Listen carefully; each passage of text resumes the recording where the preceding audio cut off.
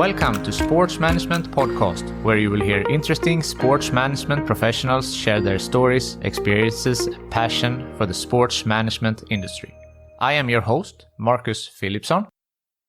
Welcome to episode 181 of Sports Management Podcast. Today's guest is Matt Rizzetta, the founder of North 6 Group. He's also the president of Campobasso Football Club, co-owner of Dagenham and Redbridge Football Club, and an investor. We spoke about investing in underdog teams, the club acquisition process, the crucial role of commitment, the plan to elevate soccer, and much more. Matt Rizzetta, welcome to the Sports Management Podcast. Marcus, it's a pleasure to be here. Thanks for having me on. It's great to have you on the show. You are the founder of North 6 Agency. You're also an advisor, investor, author, among many things. So if you could introduce yourself a little bit, how would that sound like? Thanks, Marcus. Appreciate it. Yeah, my name is Matt Rizzetta. I'm the founder and chairman of North 6 Group.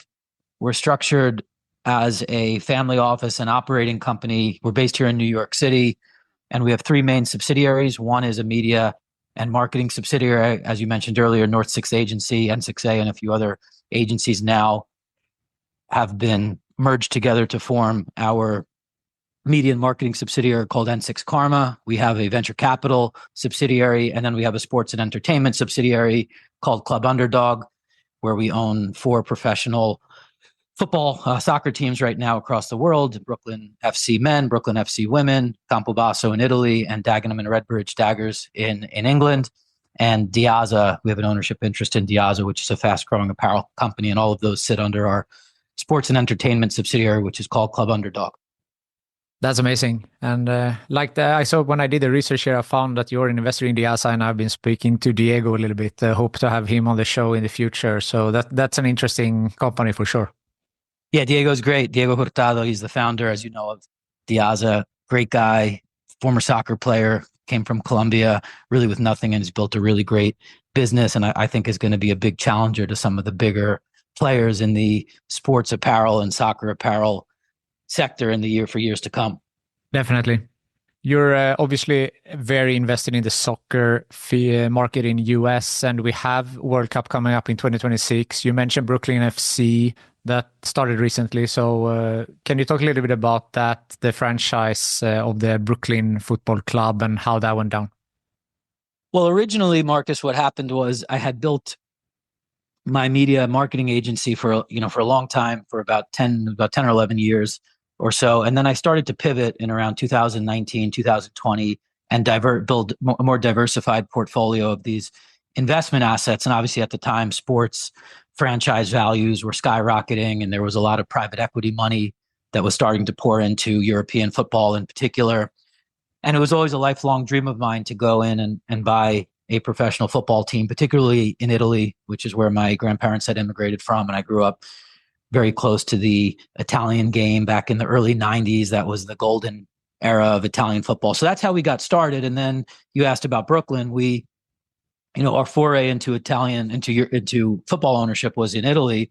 And then being, in New York, having my network here in New York, after a year or two or so of operating our club in Italy, Campobasso, we set our sights on United States football. The United States had just won the bid for the 2026 World Cup, and we really felt like we're entering the golden era, the golden age of football in the US. And obviously Brooklyn, what better market to do pro soccer than Brooklyn? If you look at the multicultural nature of Brooklyn, you look at the brand name recognition that Brooklyn carries across the world, we just felt like it had the opportunity and the potential to be a real transformational market for how football is done, professional football is done in the US. So my group and I spent about 3 years working with the city of New York and negotiating with leagues to find the right league to play in and negotiate franchise fees and find a stadium to play and all that stuff. But that process took about 3 or 4 years. And then finally in June 2023, we proudly announced that we had consummated the deal with the USL. So we brought Brooklyn Football Club officially to life. We have 2 teams under the Brooklyn Football Club umbrella. We have our women's team, which is playing in the USL Super League. We're actually at the top of the table as we speak. So we're really excited about what they're doing there. And then we have the men's team, which will begin playing soon in the USL Championship. That's fantastic. And I mean, USL, for those who if the listeners are not very aware about the levels, different levels. So MLS, obviously, Major League Soccer, the top one, and then you have different levels of United Soccer League under. So that's where the Brooklyn team is, right? Correct. It's the USL Championship is the highest level of the USL soccer pyramid. USL Championship is at the top, and then underneath it is USL League One, and then there's USL League Two, which is sort of a quasi-semi-professional league that lives underneath USL One. Yeah. So you mentioned a little bit there, it's taken a couple of years, and I'm interested in the franchise process and how to start up a team. So you mentioned like where to play, the name, the franchise fees, which league to play in. So can you go through this process a little bit and how it went down? Yeah, that was a long process, as you mentioned, Marcus. And obviously, look, it's very difficult to bring an expansion franchise or team to life to begin with. But then on top of it, when you're dealing with the city of New York and Brooklyn, there's just always extra layers of challenges and complications. You're dealing with a very difficult market. When you look at infrastructure and facilities, as great as they are, as amazing as they are in New York City, they're not necessarily great for football, great for soccer. And land is, of course, at a premium. So it's not easy to build here, of course. And, so there's all those extra layers of complication. So it was a long process. It took about 3 years from inception. The first step was basically just coming up with the vision for Brooklyn Football Club. That was, literally sat in a room together with my business partners and mapped out a strategy and a vision to bring to life a professional football club in Brooklyn that really represented the values that Brooklyn represents in terms of hard work and inclusion and diversity and and the underdog story, which was so near and dear to our heart. So that was step one. And then we went on this journey to bring that to life. So the next step is deciding on what league do you bring that to. In the United States, there's really only 2 leagues of consequence at that level. And obviously one of them is the MLS and the other one is the USL. So we spent several years sort of exploring what our options were. And then ultimately we, of course, decided to sign with the USL. And then there was the women's component, which was interesting too, because women's soccer at the time was really beginning to take off in the United States. And we really felt like it was becoming a much more mature, stable environment here in the US for professional women's soccer than it was, 10, 15, 20 years ago. So in what better place to do pro women's soccer than in Brooklyn? So we, that was kind of the next step in the process was, are we doing just the men's team or just the women's team? And we really were enamored with the concept of building one united Brooklyn Football Club family, where it doesn't matter if you're on the women's team, if you're on the men's team, if you're in our youth academy, you're all part of the Brooklyn Football Club family. So that was the next step in the process, was deciding, are we just going to do the men's team? Are we just going to do the women's team? Are we going to do both? And obviously we decided to go with both. And then from there, you have to find a place to play. So we dealt with the city of New York, both private and public sector influencers, to understand what was available to us. Ultimately, we wound up signing a lease with the Brooklyn Cyclones, which is the minor league affiliate of the New York Mets out in Coney Island. So, and then there were a lot of other twists and turns along the way, but those were some of the key milestones. Yeah, that's really interesting. And I know that for the venues, you had like 2 options, right? And then you mentioned now that you decided on one. And were there some, did you have to upgrade it somehow? Did you need to make any changes to the venue, or was it ready to go?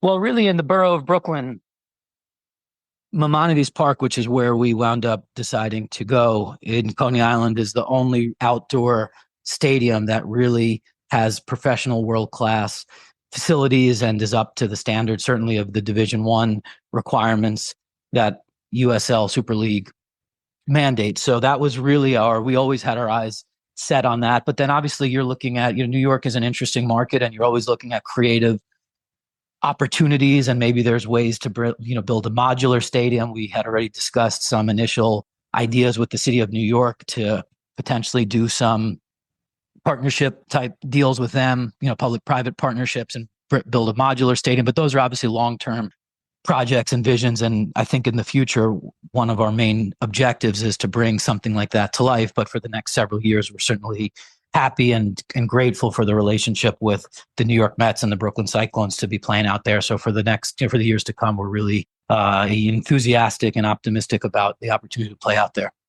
Exciting times. You mentioned before you have a background also in PR.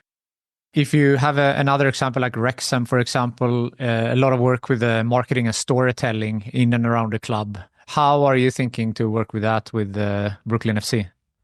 Well, look, I think just in general, Marcus, football clubs, soccer clubs are the best media platform you can possibly think of. I mean, there's history, there's culture, there's language, there's passion, there's sports, of course, and it all sort of intersects at the club. And I think that that's a very unique asset. And that's something that as an ownership group, you really need to make sure you can optimize. And in our case, it was something that really attracted us. You know, there's these clubs, our club in Italy, Campobasso, was born in 1919. So think about that. There's 105 years of history out there. You have generations of families that have been fans and handed the jersey down from generation to generation. And you just can't pay for that. I mean, there's just so much history and tradition in those types of clubs, and that ultimately lends itself to incredible content.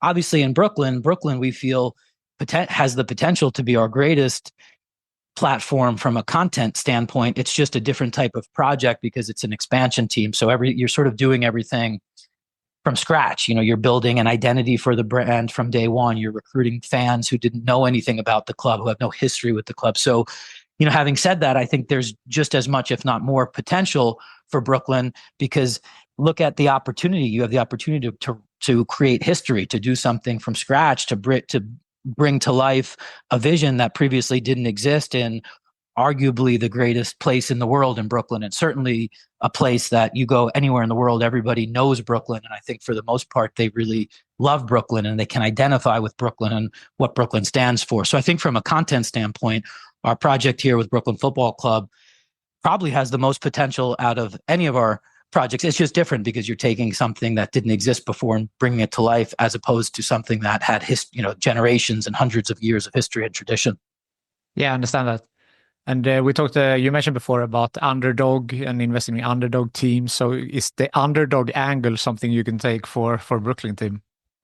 Absolutely. In fact, it's called Club Underdog, our sports and entertainment subsidiary, for a reason. You know, the underdog theme cuts across all of our clubs and all of our projects. Even Diazza, which is not a soccer club, it's a soccer apparel company, but there certainly is rooted in the underdog values and journeys, with it being founded by somebody who was an immigrant and an underdog and kind of fought their way to relevance in a very difficult and cutthroat business that's dominated historically by major players like Nike and Adidas and Under Armour and New Balance and so on and so forth. So yeah, absolutely. Our projects all have that underdog theme at their core.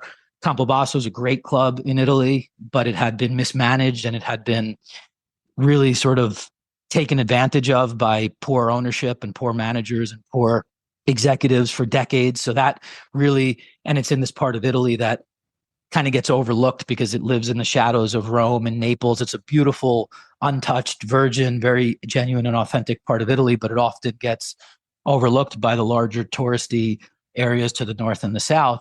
So that is like the classic underdog story. And then when we did Dagenham and Redbridge in England, it's in Dagenham, which is a neighborhood of East London, near East London, that gets overlooked itself. And it's it's one of the few neighborhoods at this point in the greater London metro area yet to go through real gentrification. So that project really spoke to us as well, the idea of bringing to life not just this club, but this area of London, one of the most recognizable and respected cities in the world that people don't really know about and kind of gets overlooked and forgotten at times. So, and obviously Brooklyn to us is the quintessential underdog story. It's the underdog journey. You know, when you think of immigration into the United States and you think of melting pot and all the stuff that really has made the US such an amazing country, a lot of people, if you say, well, what's one place where, that concept comes to mind, one of the first places you're likely to think of is Brooklyn. So, and then obviously being a New Yorker myself, and a lot of my partners and my network is based here in New York. All three of my daughters were born in Brooklyn. I just felt I was very motivated, and I felt an incredible sense of enthusiasm and responsibility, frankly, to at least give it a shot to bring to life a professional football project in Brooklyn, because I think Brooklyn deserves it. Yeah, that's really interesting, and it seems like you have a lot invested, as you said, like you in a town where you're from, and this underdog story. Do you consider yourself an underdog somehow in business or in other aspects of this? Absolutely, I think we all consider ourselves an underdog in a certain way. I think everyone can identify with the underdog journey, regardless of what their background is or their upbringing. I think everybody in their life has been faced with some degree of adversity, whether it's a professional challenge or a personal challenge. And in those moments, you're playing the role of the underdog, whether you know it or not, you are the underdog. So I think everyone has a soft spot for underdogs, and I'm certainly no different. We mentioned that the Campobasso football team and also in Brooklyn, does it differ a lot in owning a club in Italy versus the United States in how it's handled or run from your end? Absolutely, Marcus. In fact, we try our best at Club Underdog to learn. We take lessons from what our European clubs are doing right and maybe what we're not doing right over there. And we apply the good lessons to Brooklyn and vice versa. The things that are working for Brooklyn that might not necessarily be working over in Europe. We'll take a page out of the Brooklyn playbook and try to adopt it to our clubs in Europe. Just as one example in each direction, something that we're maniacally focused on with the European clubs, with Dagenham and Redbridge, of course, with Campobasso, is the sporting side. Ultimately, over there, as you know, being in Sweden, it's just soccer, football is a religion. So you need to that's the product you're selling. You're selling the football, the experience, the sport. And if you don't get that right, nothing else in the project will work. You could have the greatest marketing in the world. You could have the greatest media strategy in the world. You could have all the sponsors you want at the table, but you're just not going to gain the respect of the fans or the momentum you need to successfully execute on that project if your team is not winning, if you don't get the sporting side right. So in Europe, we're maniacally focused on the sporting side. In the US, in our experience, as important as the sporting side is, I think there's more of a priority on all of the stuff off the pitch. The marketing of the club, the branding of the club, the media strategy, influencers, kit reveals, and all of those things. And I'm not trying to devalue those in any ways, because they're super important. But what we're trying to do in the US is really bring a maniacal obsession on getting the sporting side right, in terms of recruiting a sporting department that looks and feels a lot like you would see if you were over with our European clubs, and doing scouting in some areas of the world that might be a little bit underserved, that are very important to building, and developing talent in the right way. So I think those are two things. We look at our European projects with a sporting lens first, and then a marketing lens second. And we look at our Brooklyn project, maybe, historically, the way it's been done in the US is with a marketing lens first and a sporting lens second. So we've tried to improve our marketing in Italy by adopting some of the things that have worked in Brooklyn. And we've been trying to improve our sporting in Brooklyn by adopting some of the things that have worked for us over in Europe. That's very interesting comparison. Thank you for sharing that. How important is the performance on the pitch for the overall success when it comes to everything from, investments and so on? It's critical, Marcus. It's one thing that I've learned very quickly is if you don't win on the pitch, in Europe particularly, the project's just not going to work. We've been very fortunate to have had success on the pitch. In Italy, Campobasso, our team over there, has won 2 promotions in 2 years. It's the first time it happened in the club's 105-year history. I think it was the first or one of the first times that a foreign ownership group has achieved back-to-back promotions with a European club. So we were really proud of that. And obviously that has enabled us to do everything off the pitch and execute on everything off the pitch. The sporting success has enabled us to go out and get great sponsors and build a great media strategy and promote the club and increase our visibility here in North America, because everybody loves a winner, frankly, and that's really helped us. And I think that that's something, being in New York, we really need to do. I mean, there's no city that loves a winner more than the city of New York. So there's so much competition here. There's so much, the entertainment dollar only goes so far. There's just so much competition for that entertainment dollar in the city of New York. I think we have 9 or 10 maybe professional sports teams, not to mention arts and theater and Broadway. And if you don't win here, it's going to be very difficult. It is impossible to get the attention of any fans. So that's going to be something. Obviously, we've been really fortunate on the women's side with Brooklyn Football Club to be in first place. And I think we've brought a much more disciplined focus on building the sporting side of that club. And obviously it's paying off, it's showing. And I think that's something, as we get the men's project up and growing with Brooklyn Football Club, we're going to be doing the same thing. So multi-club ownership is something that's I've talked about it several times on this podcast with different guests on different topics. What type of benefits do you see of having multi-club ownership?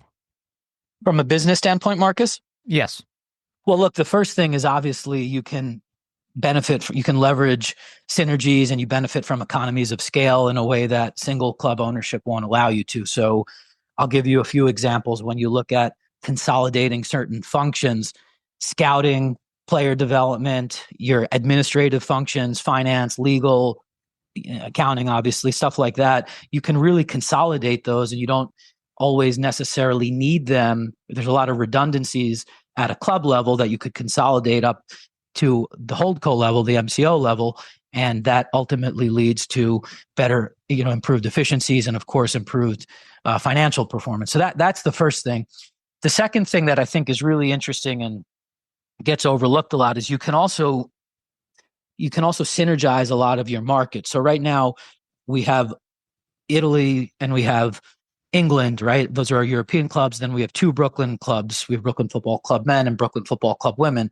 So in the European market, we can utilize the same resource in many cases to help with our sporting function. So we don't need, 5 sporting directors. We can use 1 or 2 sporting directors that understands those markets well. Maybe somebody takes the Eastern European region, someone takes the Western European region, but we don't need 1 scout. We don't need 1 sporting director in each one of those countries. We can commonalize them in certain regions. And then in Brooklyn, we have 2 franchises that are owned by the same company. So obviously the sporting side of the Brooklyn Football Club men's team and the sporting side of the Brooklyn Football Club women's team certainly are unique and they have their own resource set. But then if you look at the other resources around it, sales, marketing, all of those can be the same. In fact, they actually lend value because what they do is we can do a lot of market research that otherwise we wouldn't be able to do. So like our Brooklyn Football Club women's team has a very different audience than our Brooklyn Football Club men's team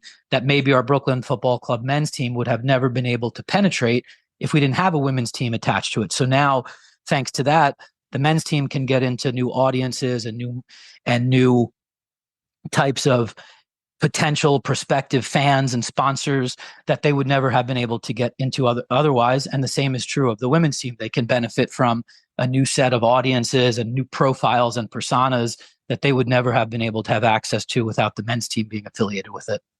That's all great points.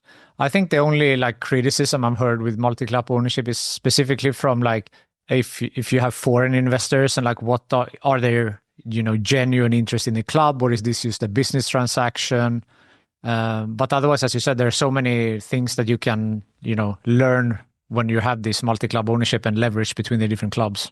Look, I think you're hitting on a really important point too, Marcus, is that these deals are dead on arrival if they don't speak to the ownership group. So in our case, we went to Campobasso. This is where my family immigrated from, and it really spoke to me and my group, I think, in a way that other clubs didn't. So our heart and soul is in Campobasso. Our heart and soul is in Dagenham and Redbridge with our project with the Daggers. We really feel we can get behind it.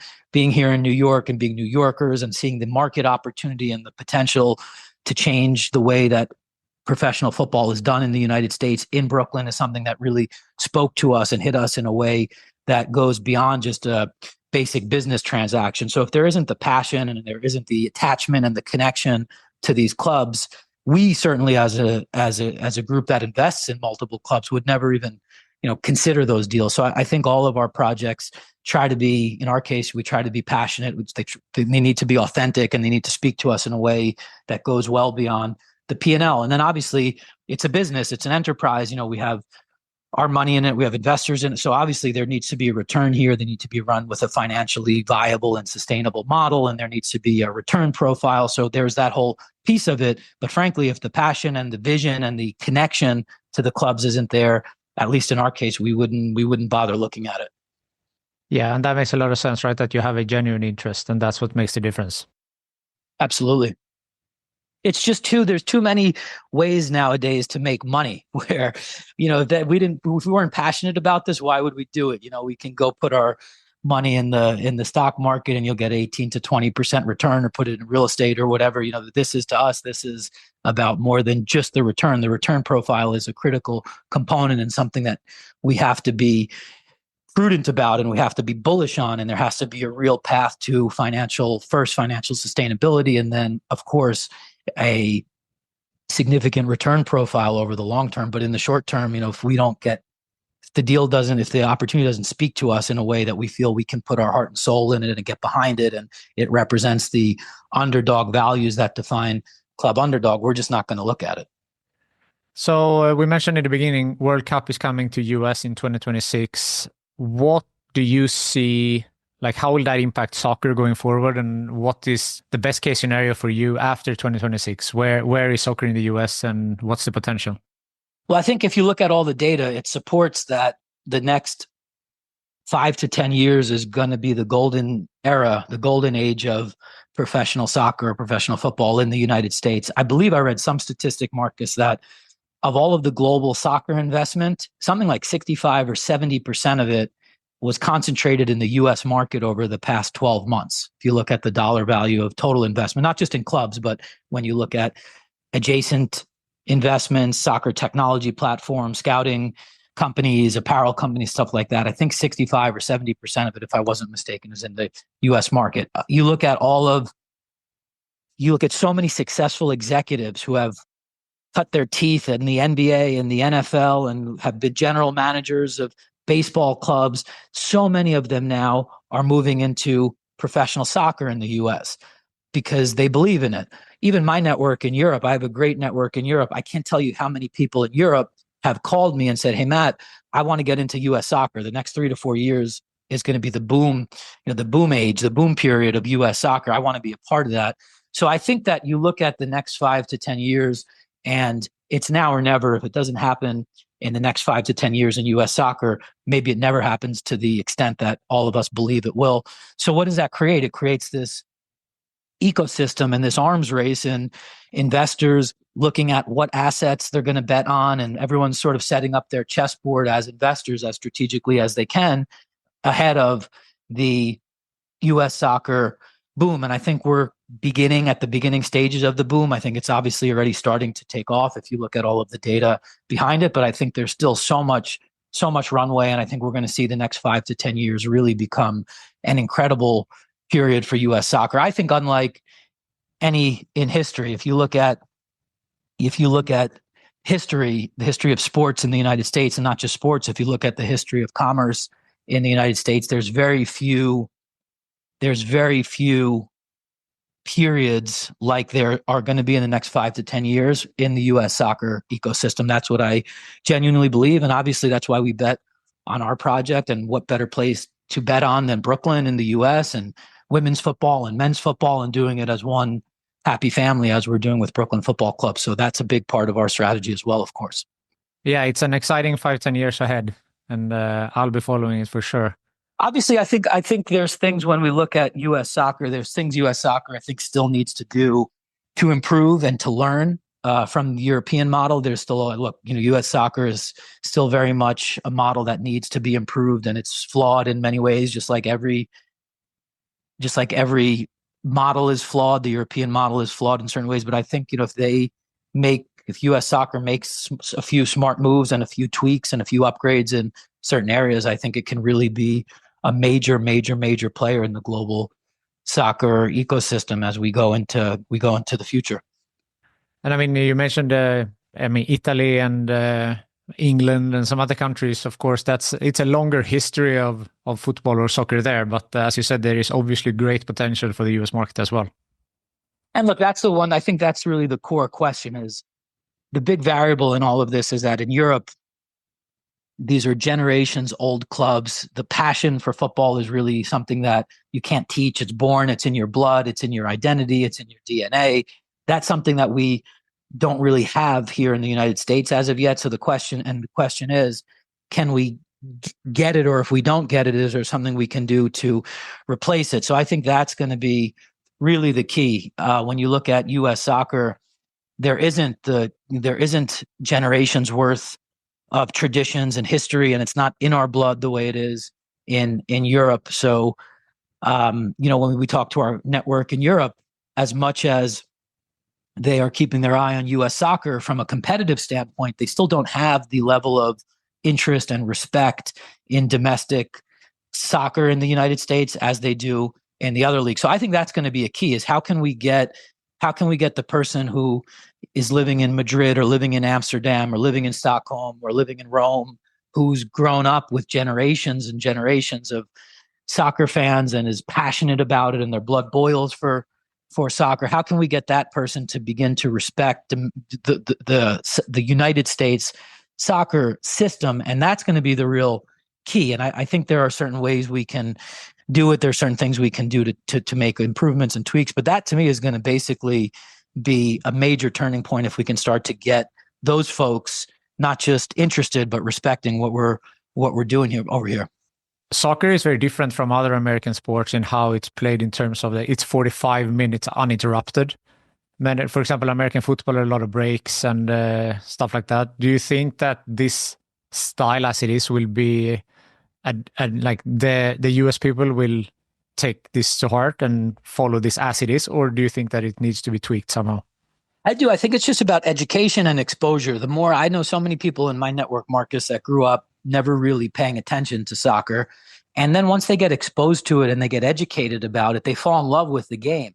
Because to your point, it's one fluid game. It's a 90-minute, there's 90 minutes of fluidity. As much as I love American football, I think there was some statistic like out of every 60 minutes of an NFL game, it was some very low number. I think it was, I don't know, maybe 10 minutes or 12 minutes is actual gameplay, where there's action, right? So it's just, to me, it's just about educating Americans on that. And I think obviously Americans, look at all of the data. I think soccer adoption in the United States is higher than it's ever been before. So I think we've made a lot of progress. The other thing I think is very interesting is, as much progress as I believe in the United States we need to make to our development, our youth development, we've come such a long way. When you think about where we were 15, 20, 30 years ago, the youth soccer development in the United States has been phenomenal, and it's growing exponentially. It's obviously a different model than it is in Europe. Europe is basically subsidized by the clubs. The clubs view the players as future assets, and they invest in the assets, and the players, the kids, they don't pay anything. In the US, a lot of the system is still very much skewed toward a pay-for-play model. So I think that's something that we have to look to improve and to tweak. But just look at the progress we've made over the past 20 or 30 years. We're developing incredible talent. Look at transfer fees, look at the Americans that are now playing in some of the best and biggest leagues in the world. Look at our American national team. Hopefully we'll put a good performance in 2026 together. I think all of those things have pointed toward incredible progress. We forget that obviously Rome was not built in a day, and we're not going to go become a soccer juggernaut overnight either. But if you look at it incrementally over the past 20, 30 years, I think progress in the United States has probably been on par with almost any other country in the world. Yeah, for sure. And great that you brought up there with the grassroots also, to get the talent, not only, focusing on the MLS and importing players from abroad, but to building up the talent in the country as well. I would like to get to know you a little better and how you got into this industry. So what's your first memories of soccer, and how has your journey been since then up until now? Well, I got exposed to soccer at an early age. I played youth soccer. I grew up about 20 miles or so north of New York City, played youth soccer. Actually grew up with baseball. My father was a big New York Yankees fan. He would take me to Yankee games in the Bronx, and that was sort of my childhood. But I was also very close with my grandfather, who was an immigrant, played soccer in Italy, gave up on his dream, but to come to the United States and made all the sacrifices that so many other immigrants make to support their families and put the future generations in a position to do something successful. And that was my exposure to soccer growing up. I remember Sunday mornings sitting on my grandfather's lap, watching Serie A, Italian football back in the early 90s. That was like the heyday. We had Napoli and Maradona's teams, and we had Platini and Juventus and Van Basten and Milan. I mean, that was the heyday. And at that time, I remember saying to myself, if I was ever fortunate enough to be in a position when I got older to buy a club, invest in a club in Italy, I was going to do it. And then 30 years later, or whatever it was, I wound up fortunately being in that position. And it was one of the only investments that really gave me an opportunity to relive my childhood. At that point, my grandfather had passed away for, it's been 20 years or so since he was gone, and my grandmother was still alive, but she was suffering from dementia at the time. And I just really felt like it was an investment that could speak to me in a way that others couldn't, and really give me an opportunity to relive my childhood. And how many investments can anybody make where it literally makes you feel like you're reliving your childhood and the beautiful moments of your childhood? So for me, that was really a no-brainer. And I didn't get into it, frankly, Marcus, to build a multi-club ownership group. I just built it because I loved the game, and I wanted to do it as a sign of respect to, repay my grandparents for the sacrifices they made. And I felt like at that time in my life and career, I could start having a little bit more fun and doing things professionally that I was passionate about. And then it became an enterprise. And obviously now we have multiple assets under management, but it just sort of happened very organically, and it was born from passion, which is what I was saying earlier. I think these deals have to begin with passion, and then you need to build a real viable business plan around them with an enterprise view, and how are we going to make money on it. That's secondary to me. If it's not built and born with passion, the other part will never work. I think so too.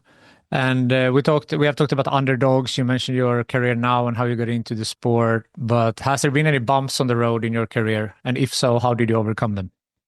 I mean, your career is filled with challenges. And I always say entrepreneurship in particular, it's never a straight line. It's always a very curvy line, and there's surprises waiting for you on the other end that you never expected. But just enjoy the bumps, enjoy the curves, because that's what makes the journey really special and unique. And I always have tried to do that. Every day in this world is a different surprise, and it's a different day, and it's a different journey, and there's a different challenge or obstacle. And I think that's what makes the journey beautiful in many respects. And you should always be on a quest to learn, to improve, to make progress. I think that's a great mindset to have, is just how can I get incrementally, one decision better, one opportunity better from day to day. And over the course of many, many days, those incremental progress will add up. And that's, it's been the case in my career and my life. And I hope that it stays that way for many years to come. I hope every day I'm just learning and getting better than I was the previous day. Yeah, it's ever learning. And you have written 2 books, one of which you are covering 100 lessons that you learned from a decade in entrepreneurship. So not to cover all 100 here, but what's something that you have, something important that you have learned through entrepreneurship? Well, look, you're betting on people. Your career really is just a bet that you're making on people. So bet on the right people, hope the right people bet on you. And it's really a reciprocal thing. I think that can really become very harmonious, and it can be beautiful when you put 2 people or many people together that are all betting on each other. And, I had 2 walls. I always tell everyone I had 2 walls when I was building my agency business. One wall was a bet on wall, and one wall was a bet against wall. And literally I saved every note that anyone ever sent me who bet on me, who said, "Hey, Matt, I want to join your firm for this reason. I want to hire your firm for this reason. Thanks for helping me out in my career." Anyone who sent me any note of praise or positivity went on my bet on wall. And then anybody who said bad things went on my bet against wall. And that's kind of how I viewed my career. Was every day was a journey to thank the people who bet on me and kind of pay them back, and then also to prove the people who bet against me wrong. And I still very much, take that mindset and that approach to my, my work and my life. Every day I try to do something to say thank you to somebody who helped put me in a position to succeed. And then I try to kind of say, hey, you were wrong if you told me I couldn't do it. I've always been really stubborn and driven and motivated to prove people who said something can't be done wrong. Gratitude is really powerful, both for obviously nice for the person to hear it, but also for yourself to acknowledge things. Humility is the most important thing, I think, in not just in work, but in life. And I think the older I've gotten, I've tried to become as humble as I can. I mean, there's just so much luck and circumstance and timing that plays into this. So there's just so many variables. The only thing you could do is put your head down, work hard, be nice, be grateful to the people who put you in a position to have an opportunity to succeed. And then whether you succeed or fail is really the byproduct of so many other things which may or may not come true. So that a lot of times the outcome is not always within your control, but all of the inputs that lead to the outcome are, and you have to do the best to control those things and also be grateful that you're even in an opportunity to do it. Because chances are you didn't necessarily put yourself in that position, even though you don't realize it at the time. There's a lot of people who made decisions and supported you that put you in the position to have that opportunity. 100%. So for the people listening that might work in sports or want to work in sports, maybe soccer specifically, what is some advice that you would give to someone with aspirations to work in this industry?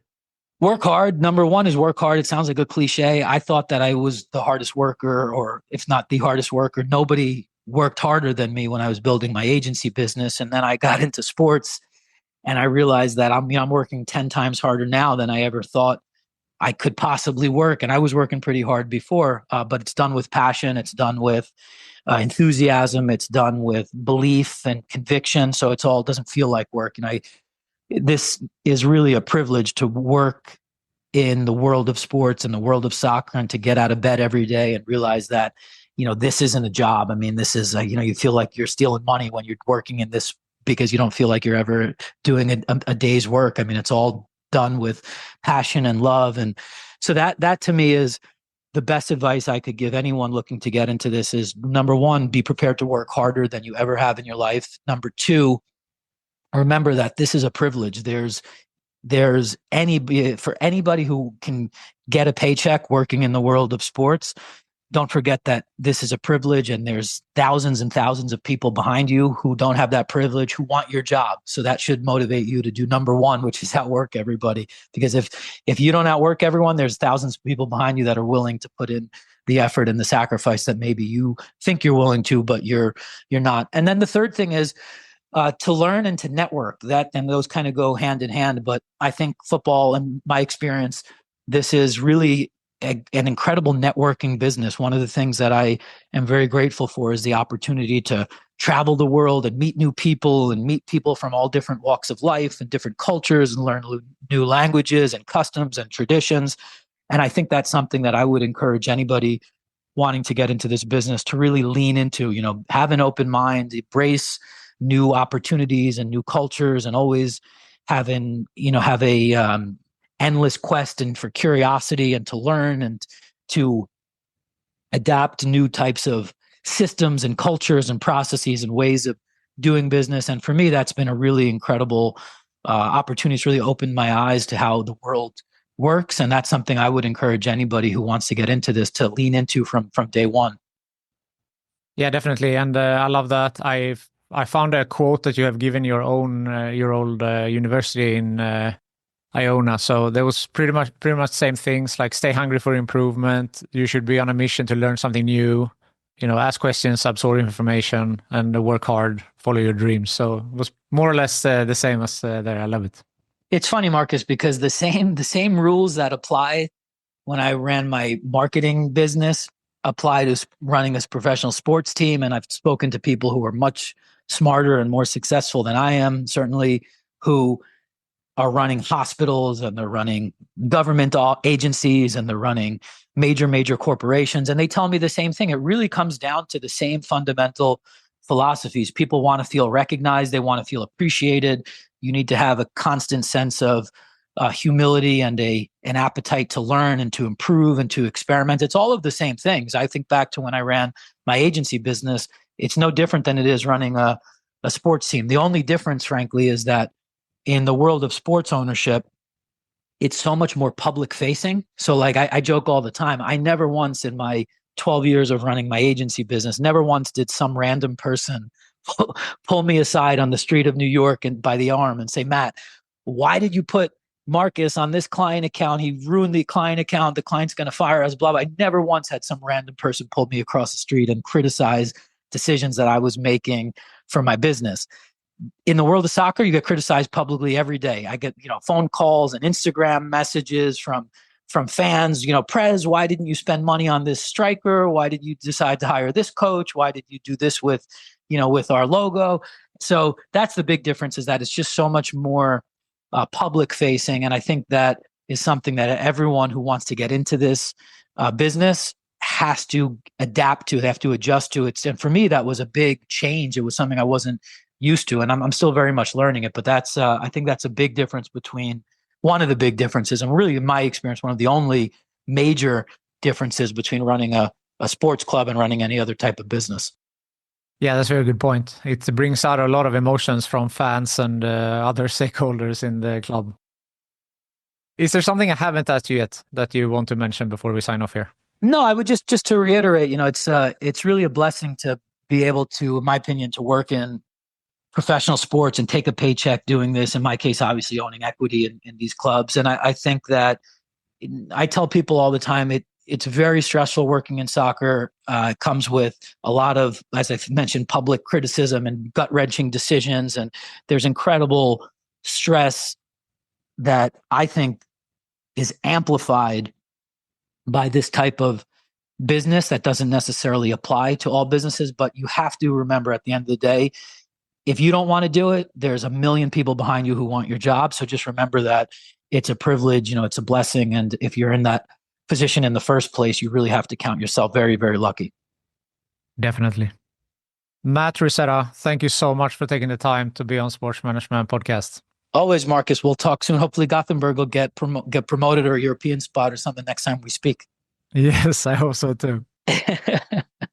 Take care. Thanks for having me. Thank you. Thank you for listening to the Sports Management Podcast. Please hit the subscribe button so you don't miss out on any upcoming episodes. Also, feel free to leave a comment about what you thought about this episode. If you want to get in contact with me, send an email to sportsmpodcast@gmail.com or hit me up on Facebook, Twitter, or Instagram @sportmpodcast.